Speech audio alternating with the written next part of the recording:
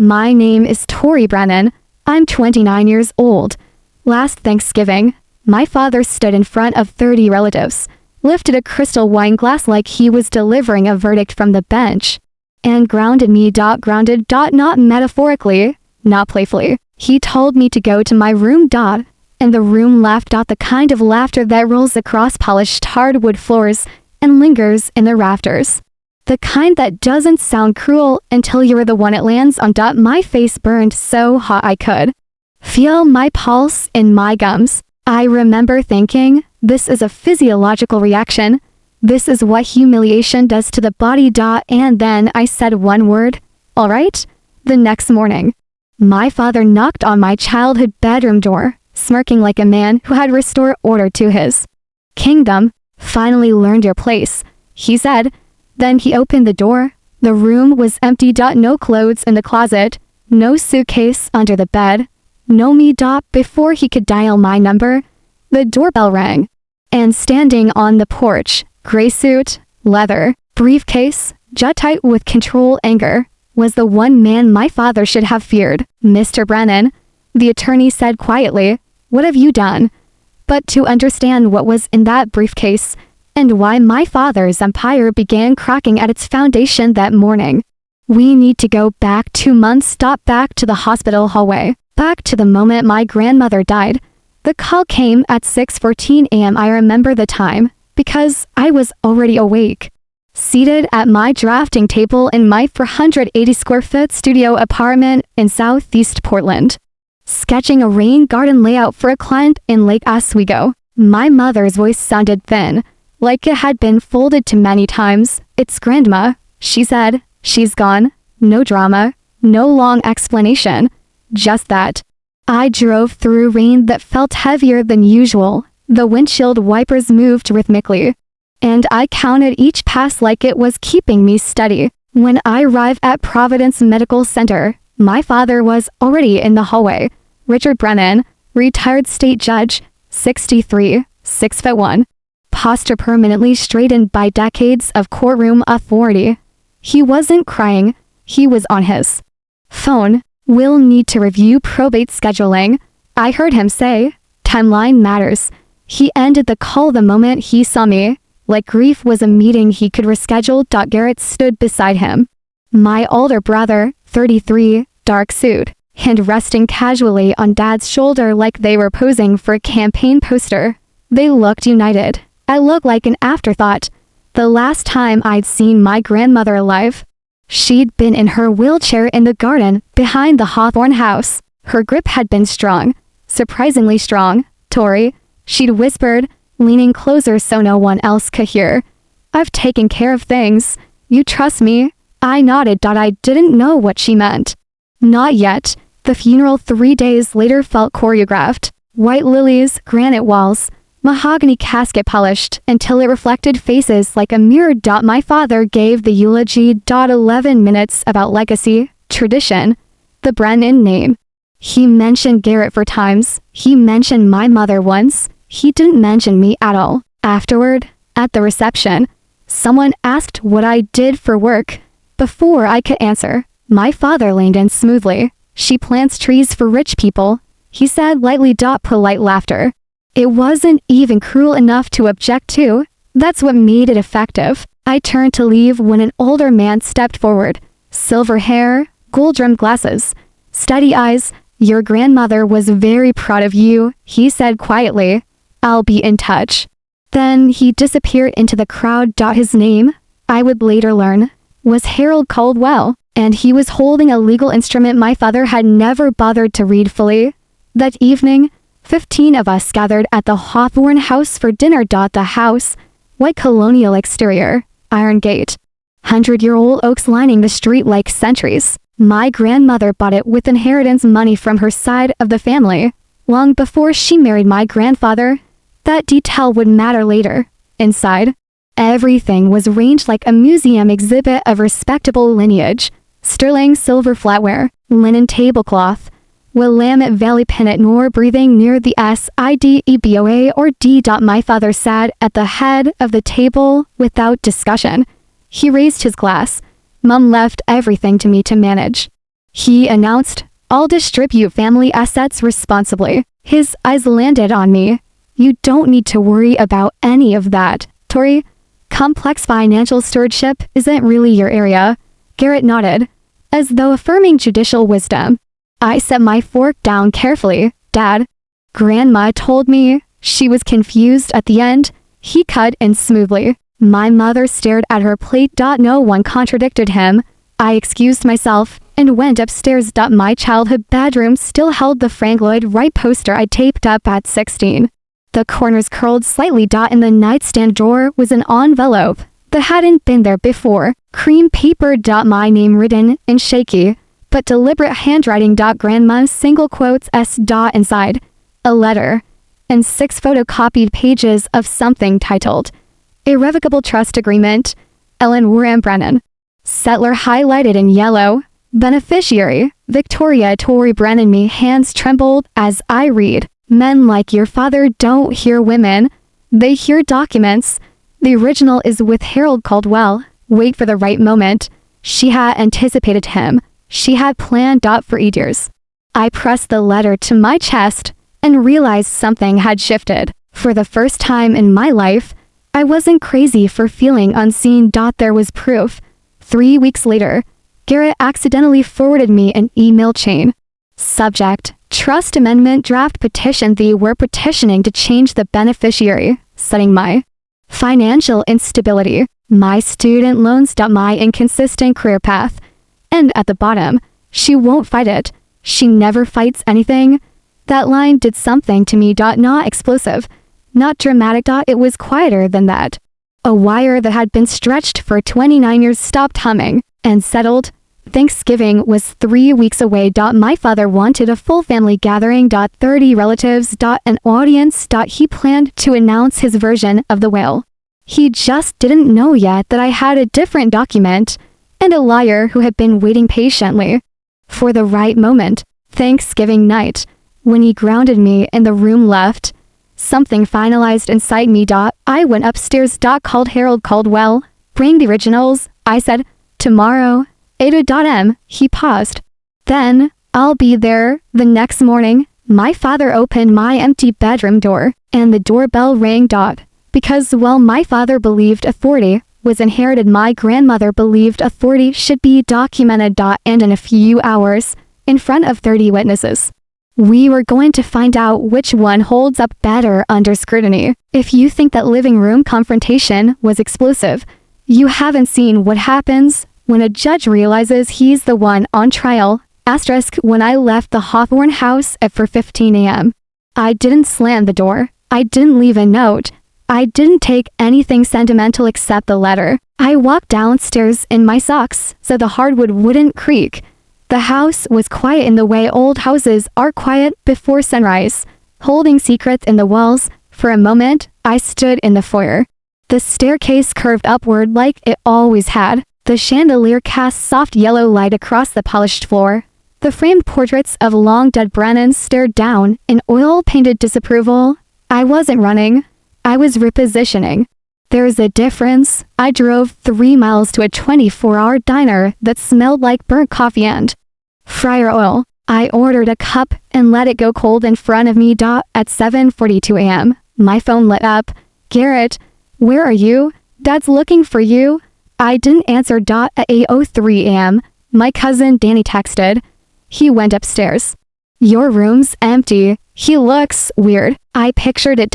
My father standing in the doorway of my childhood bedroom. The bed made, closet cleared. The photograph of Grandma Ellen wore face down on the nightstand. For 30 years, he'd controlled the room. This was the first time it didn't contain me. Inside the Hawthorne house, I later learned, my father tried to maintain composure. "Tori's gone," he announced over breakfast. "She left in the middle of the night."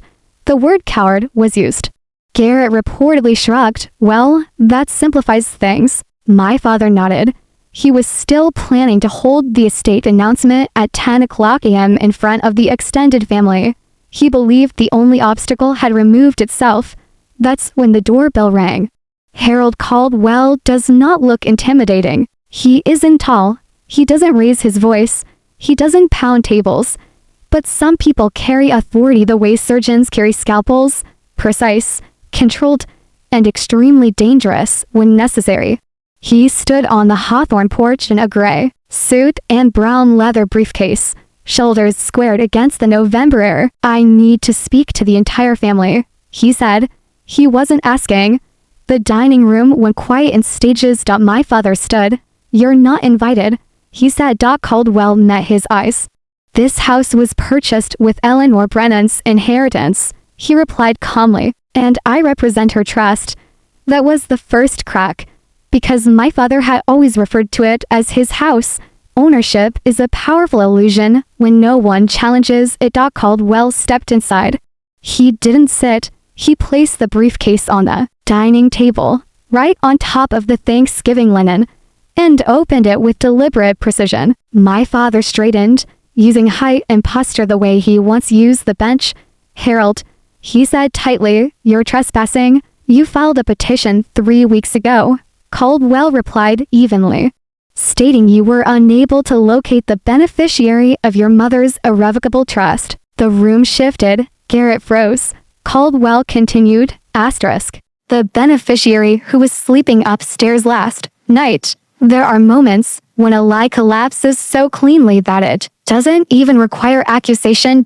It simply disintegrates under its own weight." My father's face moved through shades. Red, white, then something gray. "Mom was in cognitive decline," he said sharply. Caldwell removed a document. "Physician evaluation," he replied. "Administered the week of signing. 93rd percentile cognitive performance for her age." The air tightened. My Aunt Margaret leaned forward. "Uncle." Don stopped mid-sip of coffee. Garrett tried to recover. "We can contest the validity in probate court," he said smoothly. "You drafted the petition." Caldwell interrupted. While concealing conflict of interest, Garrett's jaw slackened for half a second before control snapped back in. That was enough. People noticed those half-seconds. My father escalated. "Get out of my house." Caldwell closed the briefcase slowly. "I'll return at 2 p.m. for the formal reading," he said, "which is already on your calendar." Then he added something that would echo later, "and I won't be coming alone." The door shut softly behind him. But the damage had already begun. By 9 a.m., the house was divided. Not openly. Not dramatically, but subtly. My aunt cornered my mother in the hallway. "Is everything in order?" she asked quietly. My mother didn't answer directly. "I don't handle finances," she said. That sentence explained 35 years of marriage. At 9:41 a.m., while parked outside a coffee shop on Division Street, I received an email from U.S. Bank. Confirmation. I was the sole beneficiary. The trust corpus, $620,000, and touched. The petition filed by my father, pending, not approved. I printed the email. I backed up twice. Evidence isn't dramatic. It's methodical. At 11:15 a.m., Caldwell called. He threatened to call the police. He said dryly, "I know, you sure about this?" "I've been going back my whole life," I told him. "I'm done going back." There was a pause. "Then I'll see you at 2. At 1:45 p.m., I parked behind the Hawthorne house. Caldwell's silver sedan was already there. We didn't need to rehearse again. We both knew the choreography. I would enter first. He would follow. The house was rearranged like a courtroom. Chairs pulled into rows. 30 relatives seated. My father standing at the front holding a single sheet of paper like a verdict. "Mom's estate will be consolidated under my management," he announced. "The educational fund, $620,000, will be transferred to Garrett for stewardship." A murmur of approval. "And for Tari," he added with a small, patronizing smile, $5,000 as a gesture of goodwill. That was the moment I stepped into the room. 30 heads turned. My father's expression flickered. Surprise, irritation, calculation. "Well," he said lightly, "the prodigal daughter returns. I'm here for the real document," I replied. Silence. Caldwell entered behind me, and the trial began. I set the manila folder on the table.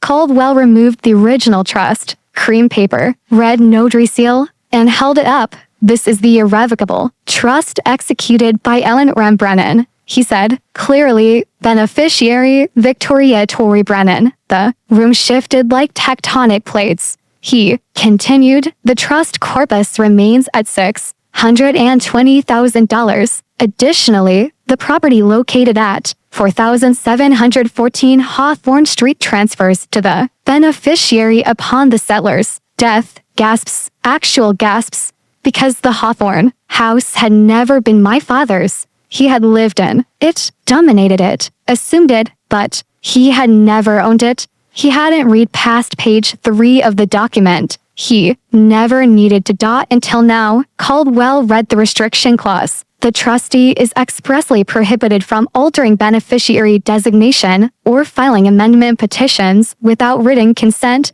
Then he held up the email chain. She won't fight it.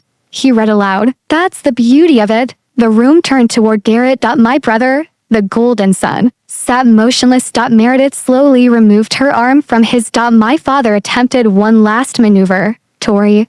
He softened his voice. I was protecting you. No, I said calmly. You were protecting control. My mother stood. You owe her an apology. She said. It was the first time in my life she had spoken against him publicly. He didn't apologize. He walked into his study and closed the door. The room dissolved. Not into chaos, into realignment. Aunt Margaret hugged me. Danny stood beside me. Cousins approached quietly. Not all. Some left. Some avoided eye contact. But the hierarchy had shifted, and everyone knew it. Caldwell leaned toward me. Owl. Fall trustee removal Monday morning. I nodded. The Waterford crystal clock on the mantel read 2:47 p.m. 47 minutes. 30 years answered in 47 minutes. But the real consequences were only beginning.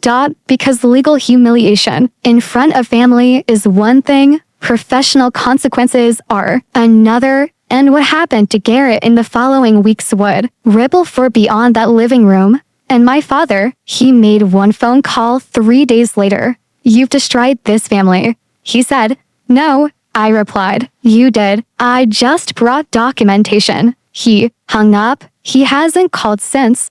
But the story doesn't end with court filings. It ends somewhere quieter, somewhere saltier, somewhere my grandmother planned for all along, because the inheritance wasn't just money. It was something far more dangerous. Ownership. 2 weeks after the confrontation, Harold Caldwell handed me a single brass key across his desk. It's official, he said. The court has removed your father as trustee on an interim basis. The deed transfer has been recorded. Double quotes recorded. Such a small word for something that rearranges an entire family system. I held the key between my fingers and stared at it longer than I meant to. It wasn't ornate. It wasn't symbolic. It was practical, slightly tarnished, worn from Caldwell's hand. But it carried weight. Because that key unlocked for 714 Hawthorne Street. The house my father had ruled from for 3 decades. The house I'd grown up in. The house he had assumed was his birthright. The house that had never legally belonged to him. Are you ready? Caldwell asked. I didn't answer immediately. Ready for what? Ready to walk into rooms that still smelled like him. Ready to stand in a living room where 30 relatives had watched me be humiliated. Ready to sit at the head of a table I'd never been invited to lead. I finally nodded. I am. The first time I returned alone. It was early December. The oaks lining Hawthorne were bare, their branches thin and skeletal against the sky. The iron gate creaked when I pushed it open. The same sound it had made every day of my childhood. But it sounded different now. Not imposing, not guarded. Just metal moving on hinges. The porch boards felt solid beneath my feet. The welcome mat was faded green with embroidered ferns. Grandma had bought it 15 years ago. I slid the key into the lock. It turned easily. The door opened. And for the first time in my life, I stepped into that house without feeling like I needed permission. The air smelled faintly of lavender sachets and wood polish. Quiet. Deep, layered quiet. My father's presence had always filled the space. Even when he wasn't speaking, the house carried him. his opinions, his footsteps, his authority. Now the silence felt neutral. I walked slowly. The living room first. The chairs were still slightly misaligned from Thanksgiving. A faint burgundy stain from spilled port wine darkened one section of the hardwood. No one had cleaned it properly. That felt symbolic. The dining room came next. The oak table sat exactly where it always had, long and unyielding. I ran my fingers across the grain. How many meals had I eaten here quietly? How many times had I swallowed responses because speaking would only prolong things? The kitchen. The sink where I'd scrubbed dishes alone. The hallway, the staircase, every room held memory like a pressed flower between pages. But memory without control feels different than memory under control. I wasn't bracing. I wasn't shrinking. I was simply walking upstairs. My old bedroom looked smaller than I remembered. The Frank Lloyd Wright poster was still on the wall, corners curled, edges slightly yellowed. I sat on the twin bed and laughed softly. Not because anything was funny, because it was almost absurd how small the room was compared to how large it had once felt emotionally. From there, I walked into my grandmother's room. Her reading chair still faced the window. A pair of glasses rested on the side table beside a half-finished paperback. The bed was neatly made, lavender sachets in the dresser drawers. I stood in the center of the room and let myself feel it. Not grief exactly. Gratitude. She had seen this coming.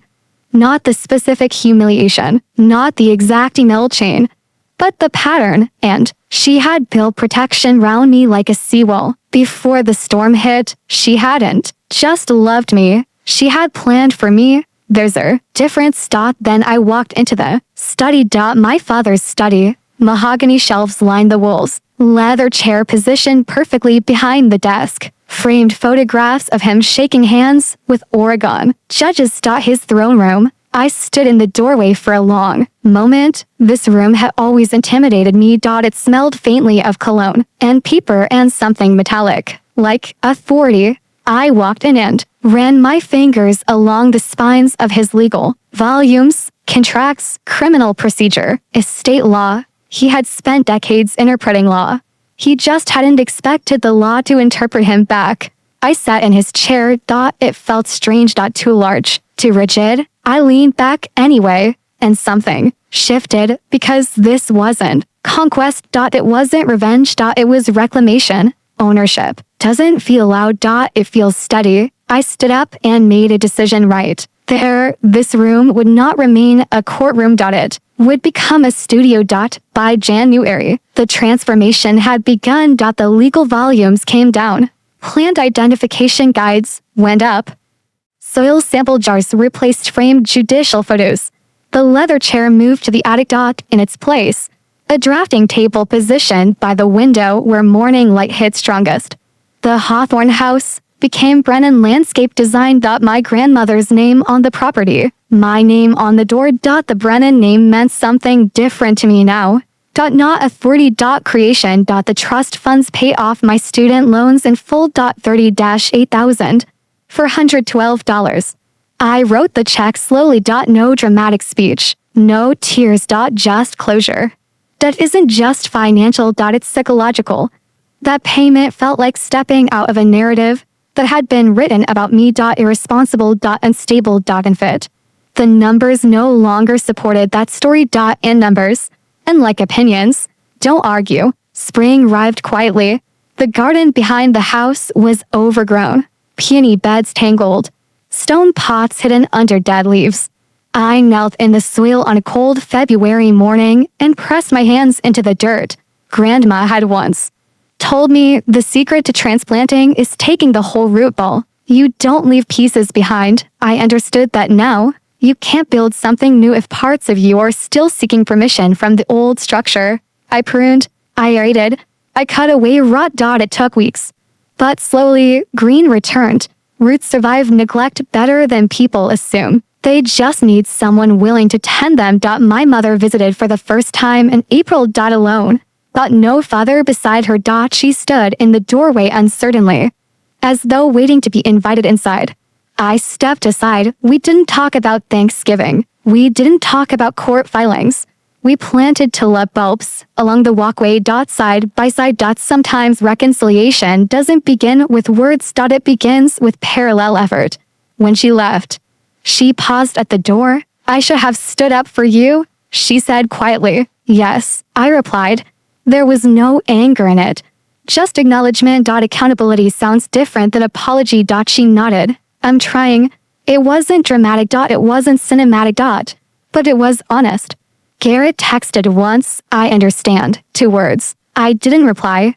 Understanding without ownership is just observation.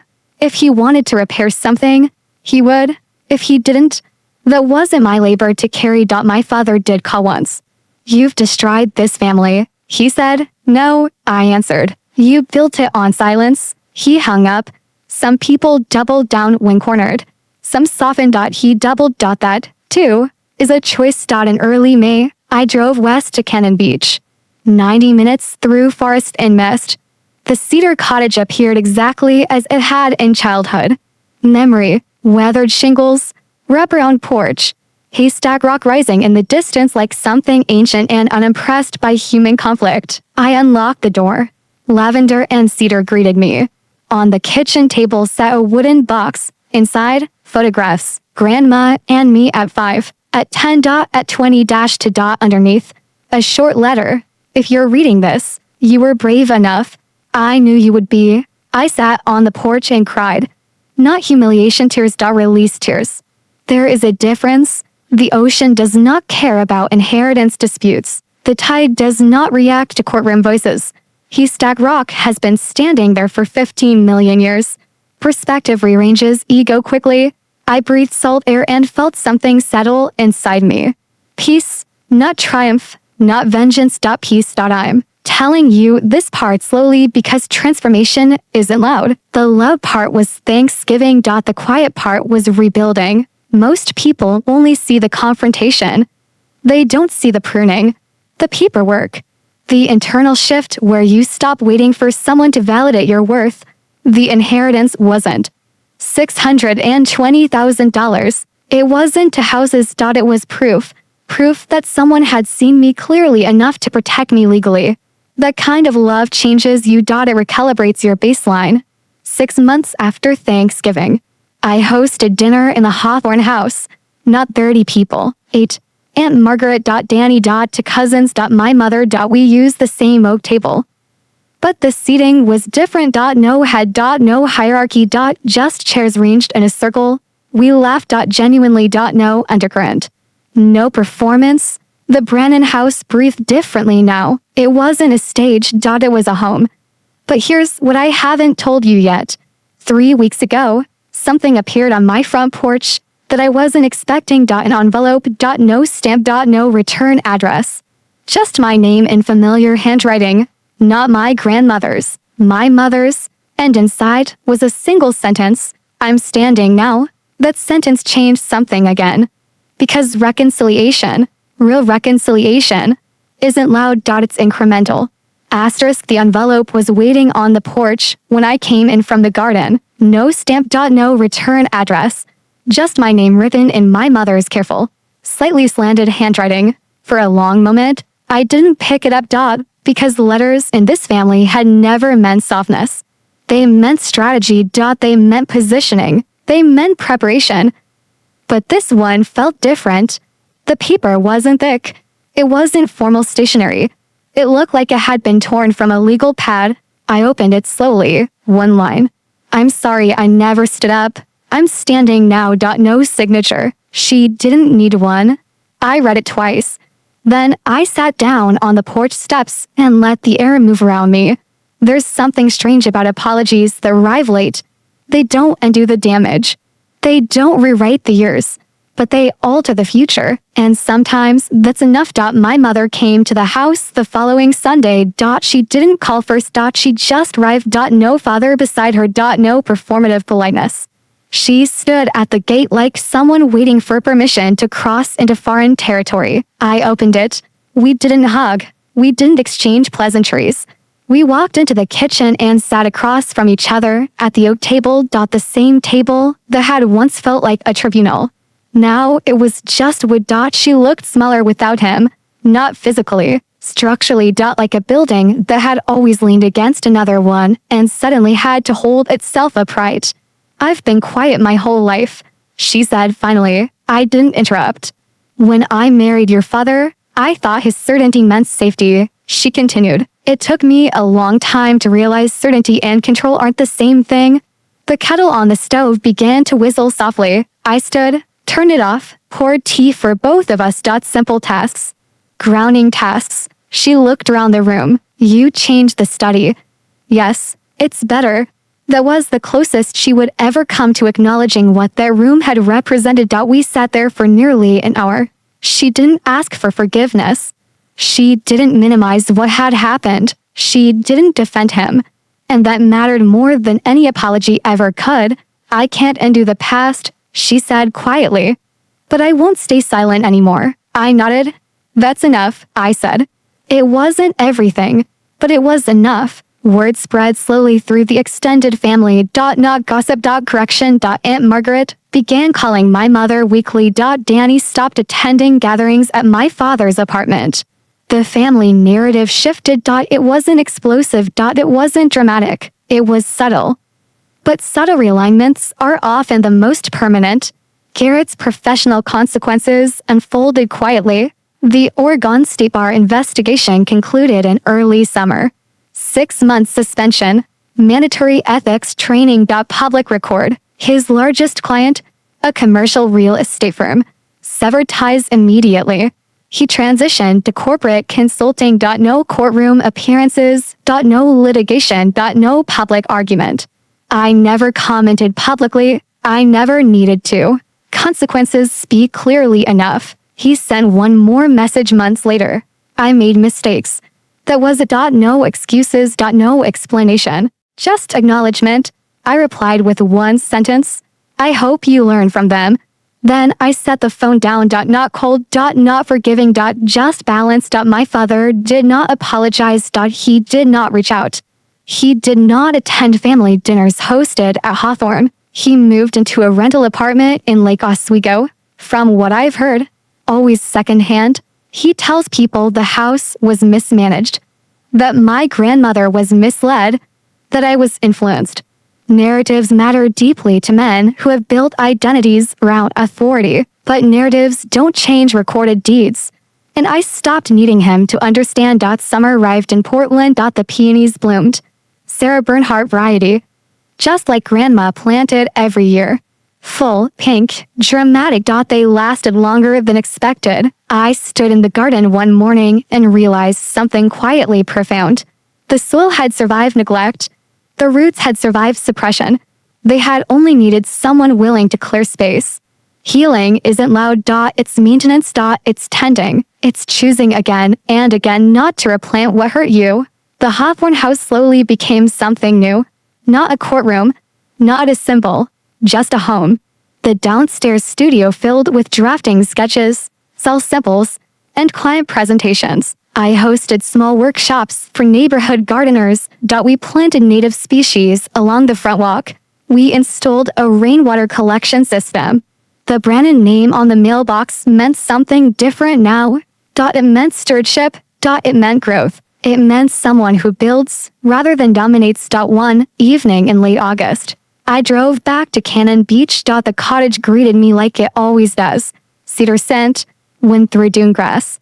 Salt in the air. I sat on the porch wrapped in a wool blanket and watched the tide roll in. There is something about the ocean that rearranges priorities. It doesn't care about family hierarchy. It doesn't recognize titles. It doesn't respond to courtroom voices. It just moves. Steady. Unapologetic. Ancient. I thought about the girl I was at 16, taping a Frank Lloyd Wright poster to a bedroom wall, wanting to build beautiful things, being told that beauty wasn't practical, that design wasn't serious, that she needed to choose something more respectable. That girl never stopped wanting to build. She just needed space. Grandma gave her legal space. The rest I built myself. People sometimes ask if I feel victorious. If it felt good to stand in that living room and expose everything. The truth. It didn't feel victorious. It felt necessary. Necessary doesn't feel triumphant. It feels aligned. The moment I stepped into that room wasn't about winning. It was about no longer participating in a narrative that diminished me. That's different. Winning is external. Alignment is internal. A few weeks ago, I hosted dinner again. 10 people, this time. My mother brought dessert. She stood at the counter helping me slice strawberries for shortcake. No tension. No hierarchy. Just two women sharing space. At one point she said quietly, I used to think peace meant keeping quiet. I looked at her, and now I think peace means choosing what's right even when it's uncomfortable. I handed her a plate. That sounds like growth. She smiled. It wasn't dramatic. But it was real. There's one more thing, something I haven't told anyone yet. 3 days ago, I received an official letter from the Multnomah County Clerk's office. Routine paperwork. Final confirmation of trustee removal. Final recording of property transfer. Stamp. Filed. Closed. I placed it in the same drawer where Grandma's original letter now rests. To documents. To women. One who planned ahead. One who finally stood up. Both changed my life in different ways. But here's the part that matters most. The inheritance was never about money. It was about validation. Proof that someone saw me clearly enough to protect me intentionally. That kind of protection reshapes identity. And once your identity shifts, everything else follows. The house was symbolic. The trust was practical. The real inheritance was courage. This story could end here. Garden blooming. Business stable. Family recalibrated. But life doesn't wrap itself neatly around turning points. Because 3 nights ago, my phone rang. And no number. I almost didn't answer. When I did, I heard a voice I hadn't heard since that final call. My father. And what he said next was not what I expected. If you think the confrontation was the hardest part, you haven't seen what happens when someone who never apologizes finally does. Asterisk. When my phone rang that night, I almost ignored it. And no number. 10:17 p.m. Most of my clients don't call after business hours. And the ones who do leave voicemails, I let it ring twice, 3 times, then something in me. Not curiosity, not anxiety, just instinct made me answer. Hello. Silence at first. Then a voice I hadn't heard since the accusation. You always did answer the phone. My father said. No preamble. No greeting. Just the same judicial tone. But thinner now, less granite, more paper. I didn't speak immediately. He cleared his throat. I wanted to say something. That alone startled me. Richard Brennan does not say something. He pronounces. He instructs. He concludes. But he does not volunteer vulnerability. I've been thinking. He continued. Another unusual phrase. There was a faint echo behind his voice. Apartment acoustics. Not Hawthorne ceilings. I handled things badly. He said. The understatement was almost clinical. I waited. Silence stretched between us. Finally, I underestimated you. There it was. Not apology. Assessment. But something had shifted. I didn't think you would fight. He said. I thought you'd walk away like you always did. I stopped walking away. I replied evenly. Yes, he said. Another pause. Then the words I didn't expect. I didn't know what to do with you. That caught me off guard. What do you mean? You weren't Garrett. He said bluntly. You weren't interested in law. You didn't care about the bench. You didn't compete the way he did. I didn't understand you. He wasn't defending himself. He wasn't excusing it. He was describing it. You didn't try. I said quietly. No, he admitted. There are moments when anger tries to flare. When you feel it rise like muscle memory. But something about the ocean, about the garden, about months of rebuilding, had softened the reaction. I spent years trying to prove something to you. I said, do you know that? Yes. He said. It was immediate. Unqualified. Double quotes. Yes. Double quotes. Another silence. I don't expect forgiveness, he added. That was the closest thing to accountability I would ever get. I'm not asking for anything. I just needed you to know that I know. That sentence mattered. Asterisk. He didn't ask to move back. He didn't ask for dinner. He didn't ask to reclaim anything. He just acknowledged. And for the first time in my life, he didn't position himself as the victim. I appreciate you saying it. I replied. It wasn't dramatic. It wasn't cinematic. But it was true. We sat in quiet for a few seconds. I drove past the house last week. He said, the garden looks good. It's healthy. I said, yes. His voice sounded tired. I suppose it always belonged to someone who would take care of it. And there it was. Not admission of defeat. Admission of reality. We didn't end the call with affection. We didn't schedule lunch. We ended it simply. Take care of yourself. Tori, you too? The line clicked, and I sat there in the quiet of my studio, realizing something profound. Closure doesn't always come wrapped in apology. Sometimes it arrives in recognition. The next morning, I drove to Hawthorne early. The air smelled like rain and early fall leaves. The peonies had finished blooming for the season. But the soil was rich and dark. I knelt and pressed my palms into it again. The whole root ball. Nothing left behind. Grandma's words. I understood now that inheritance is layered. Legal inheritance, emotional inheritance, behavioral inheritance. You can choose which parts you carry forward. I didn't inherit my father's rigidity. I didn't inherit his hierarchy. I inherited my grandmother's foresight, her practicality, her refusal to rely on goodwill alone. That's a better legacy. 6 months later, something unexpected happened. Garrett called. Not texted. Called. I'm taking a mediation course, he said without greeting. Okay, I've been thinking about what happened. That makes two of you. A soft exhale. I thought I was protecting the structure, he said, but I was protecting the power. It wasn't eloquent, but it was honest, and I prompted, and I'm sorry. There was no qualifiers. No redirect. Just sorry. I let the silence hold. Thank you, I said. We didn't fix everything. We didn't become close. But we stopped being adversaries. Sometimes peace is in closeness. It's neutrality without resentment. By the 1-year anniversary of Thanksgiving, the Hawthorne house felt entirely different. Not because walls had moved, but because memory had shifted. I hosted dinner again. 12 people this time, not 30. No folding tables. No head seat. We sat in a circle. My father did not attend, but he sent flowers. A simple card attached. For Eleanor, that was enough. I stand on the porch of the Cannon Beach cottage often now. Haystack. Rock rises steady against the tide. I think about that living room. The laughter, the grounding. The humiliation, and I realized something important.